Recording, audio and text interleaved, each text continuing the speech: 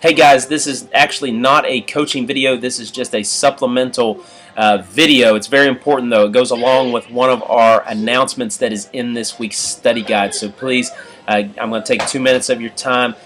We are trying to emphasize regular, consistent, generous giving.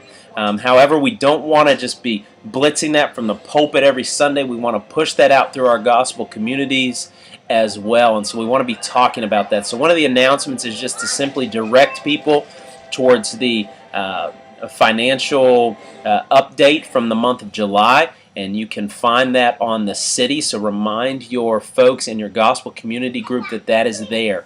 As you are reminding them of that post on the city, please mention to them that now is a good time of year to consider how much they're giving, and if that is a generous amount, that is truly the right amount, and to consider the frequency with which they are giving too. Again, just as a way of reminding folks, giving does tend to dip in the summer months, and so what we experienced this summer, especially in the month of July, was a severe dip in the giving, and so we want to try to be more consistent as a church in giving. Again, giving is not to be done out of compulsion. It's supposed to be done out of joy, and it's supposed to be done out of joy, and it's supposed to be done generously, and it's supposed to be done regularly and consistently. And so it's not something that we need to apologize for either, that we would encourage one another in that.